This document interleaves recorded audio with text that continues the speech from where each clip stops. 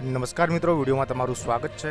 તો મિત્રો, હાલનો જમાનો સોશિયલ મીડિયાનો જમાનો છે અને આ જમાનામાં ઘણા બધા લોકો સોશિયલ મીડિયામાં ખૂબ જ ફેમસ થયા છે। અમુક લોકો એવા છે કે જે સારો કન્ટેન્ટ આપે છે અને મહેનત કરીને આગળ આવે છે, ત્યારે અમુક લોકો એવા છે જે ખાલી કોન્ટ્રોવર્સી કરે છે, ફોલોવર અને લાઇક વધારવા માટે કોઈ પણ હદે જાય છે અને ગાળો પણ બોલે છે।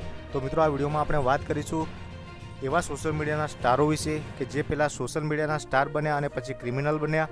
તો મિત્રોમાં પહેલું નામ આવે છે દેવાયત ખવનનું, જેઓ ઘણી બધી વાર વિવાદમાં રહ્યા છે અને હમણાં થોડા દિવસો પહેલાં પણ તેમની ધરપકડ કરવામાં આવી હતી। હાલ તેઓને જામીન પર છોડવામાં આવ્યા છે અને આની પહેલાં પણ તેઓએ અનેક વિવાદ કર્યા હતા, જેમાં કીર્તિ પટેલ સાથે પણ તેમનો વિવાદ થયો હતો।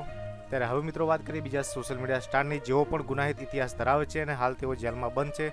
તો મિત્રો, આપણે વાત કરી રહ્યા છીએ કીર્તિ પટેલની। કીર્તિ પટેલ સામે અનેક ગુનાઓ નોંધાઈ ચૂક્યા છે, જેમાં 2017માં માણસા પોલીસ સ્ટેશનમાં એક ગુનો નોંધવામાં આવ્યો હતો। ત્યારબાદ 2019માં આંબરોલીમાં ધાકધમકીનો કેસ, 2020માં સુરતના પૂણા વિસ્તારમાં હત્યાનો પ્રયાસ, 2020માં કામરેજમાં ધાકધમકી આપી, 2021માં પાટણમાં મારામારી કરી, 2022માં જૂનાગઢના ભેસાણમાં એક કેસ થયો હતો, 2022-23માં તેમના પર અમદાવાદના વસ્ત્રાપુરમાં ખંડણીનો આરોપ લગાવવામાં આવ્યો હતો। ત્યારે 2024માં પણ તેમના પર એક ગુનો નોંધવામાં આવ્યો છે અને હાલ તેઓ જેલમાં બંધ છે।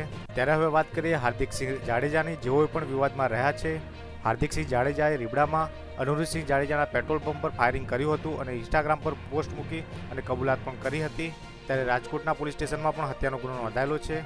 ગોંડલમાં હત્યાના ઈરાદે ફાયરિંગ કરવાનો કેસ, રાંદેલમાં લૂંટ, ધમકી અને હત્યા કરવાનો અપહરણનો કેસ, આવા કુલ તેમના પર 12 ગુના નોંધાયેલા છે। ત્યારે હવે વાત કરીએ બન્ની ગજેરાની, જે પણ કીર્તિ પટેલની જેમ બેફામ બોલવામાં અને સોશિયલ મીડિયામાં જાણીતો છે।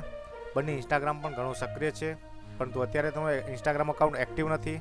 તેના પર પણ ઘણા બધા ગુના નોંધાઈ ચૂક્યા છે, જેમાં રાજકોટ જિલ્લા પ્રમુખ વિરુદ્ધ વાણીવિલાસ કર્યો હતો અને 10 કરોડની માનહાનિની નોટિસ મળી હતી। જેતપુરમાં 11 લાખની ખંડણીની 2 ફરિયાદો અને જેતપુરમાં એક યુવતીની સોનાની ચેન બાંધવી અને પડાવી લેવાનો આરોપ, અને ઉપલેટામાં પણ એટ્રોસિટીનો ગુનો નોંધાયો હતો। આમ બન્ની ગજેરા ઉપર પણ ઘણા બધા ગુના નોંધાઈ ચૂક્યા છે।